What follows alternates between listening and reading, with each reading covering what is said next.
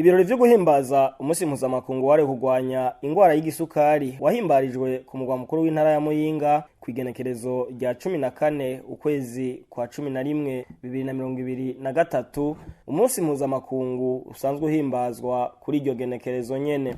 Ibikorwa bitangurira ihimbazwa ry'uwo munsi bikaba vyatanguriye mu ikambi y'impunzi iri muri komine Gasogwe mu ntara ya Muyinga nyene.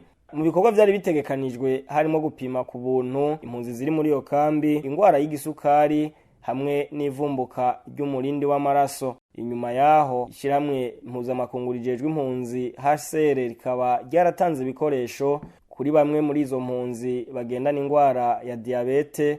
Ivyo bikoresho bikazobafasha ubwabo mu kumenya uko amagara yabo yifashe. Umupfasoni Marie Louise Cabré Barreto icegera c'userukira ishiramwe mpuzamakungu HCR mu Burundi akaba yatanze impanuro kuri abo baronkejwe ivyo bikoresho ko bikoresha ico vyagenewe bakirinda kubigurisha nk'uko bikunda kwibonekeza. Ibirori nyezina bikaba vyabereye ku kibuga c'umupira w'amaguru Umuco kiri ku mugwa mukuru w'intara ya Muyinga. Muganga Cyril Ntirandekura yaserukiye umushikiranganje muri ivyo birori akaba mu ijambo ryiwe yahamagariye abene gihugu kwitaho na ntaryo kwijukira kwa muganga igihe cyose bafise akababakiye ku magara yabo.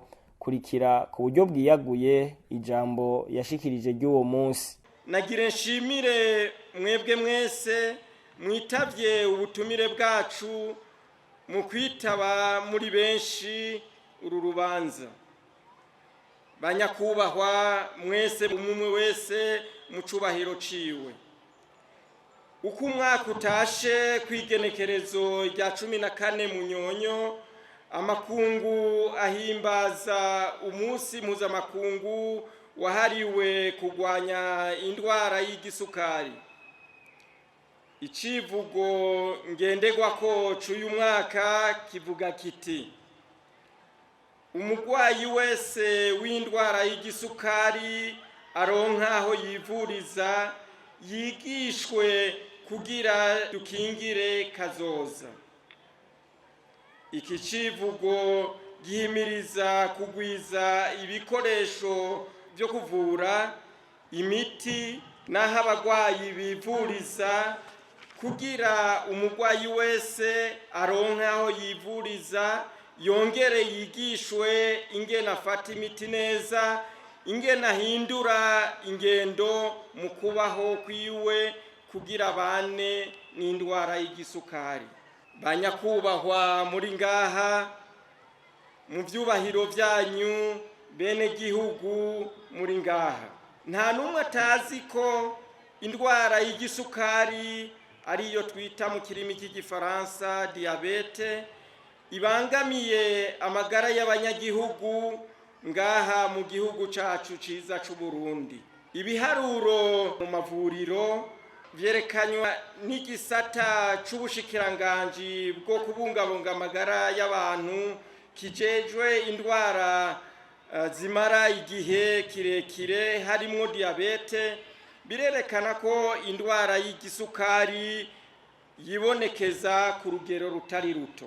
Reka rero tubakarorero ku cigwa cakozwe mu bitaro vy'umwami Kalede carerekanye ko indwara y'igisukari igira gatatu mu bituma abagwayi bamara iminsi mu bitaro, kandi ibice 30% baracibwa amaguru kubera iyo ndwara. Ico mwomenya nuko ibimenyetso vy'indwara y'igisukari vyibonekeza bitevye, ari naco gituma duhamagarirwa kwama twisuzumisha hakiri kare cane iyo twibonye ko ibimenyetso bikurikira: kunyoterwa cane,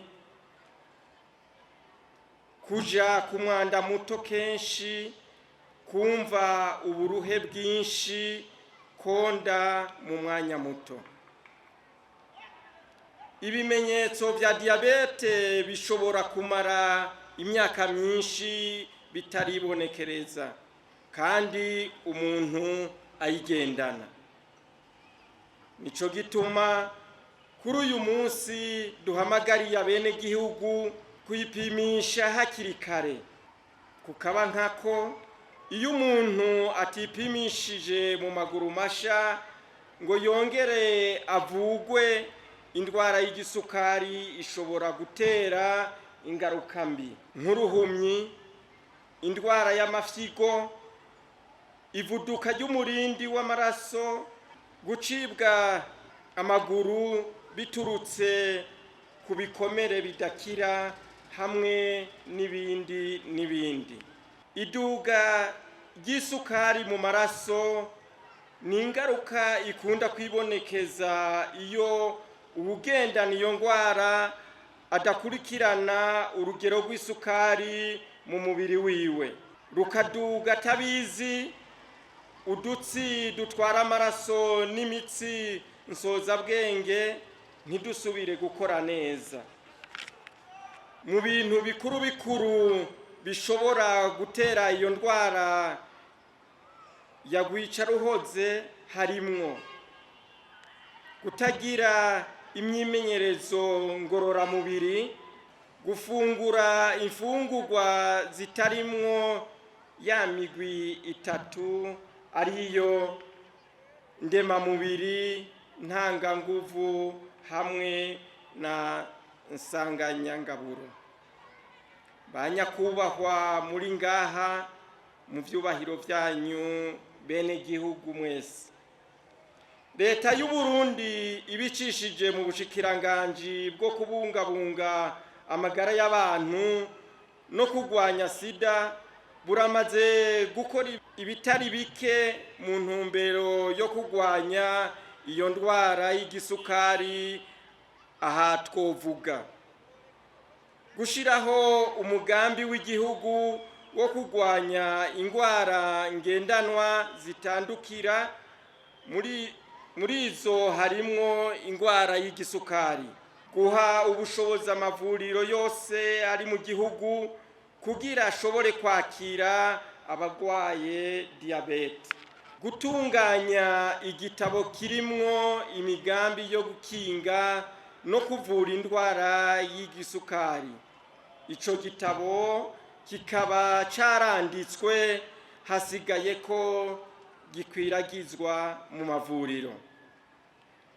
Kuronswa ku buntu imiti n'ibindi vyankenerwa vyo gupima urugero rw'igisukari mu maraso, cane cane ku bana n'imiyabaga bafise imyaka iri munsi ya 25.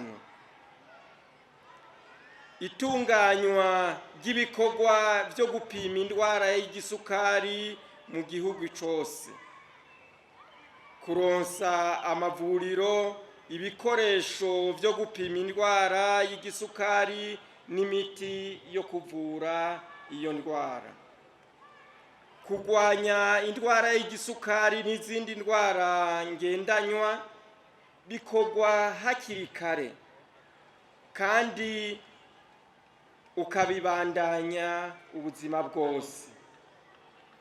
Indwara y'igisukari ishobora gufata uwo ari we wese mu muryango, nico gituma bikenewe ko tumenya ibimenyetso byayo n'ibituma bishobora gutera iyo ndwara kugira tuyikingire hakiri kare. Twibukanye ko indwara y'igisukari iri mu ndwara zidakira, ariko imiti, imyimenyerezo ngororamubiri hamwe no gufungura neza biratuma ija ku rugero rwiza rw'isukari mu mubiri, ukagira amagara meza nk'abandi. Nico gituma tubahimiriza kwikingira no kwipimisha hakiri kare iyo ndwara. Duhanura umuntu uwo ari we wese kwipimisha niburi kabiri mu mwaka, abagwayi nabo bagakurikiza impanuro bahabwa kwa muganga. Nkaba ntorangiza iri jambo ntasubiriye gushimira abafashanya n'Uburundi bose mu migambi y'iterambere badahengeshanya kudushigikira mu bikorwa vya misi yose vyo guteza imbere amagara y'abenegihugu, cane cane nk'uyu munsi tukaba dushimiye HCR hamwe n'abandi bashoboye gufasha iki gikorwa kugira gishobore gukorwa. Turongeye gushimira abarongoye intwaro n'ubuzi mu ntara ya Muyinga ingene mwatwakiriye hamwe n'abateguye bino birori by'uyu munsi. Twikingire tutaragwara, niharambe amagara meza kuri twese. Murakoze, Imana ibahezagire, tugira amahoro, tugira amahoro.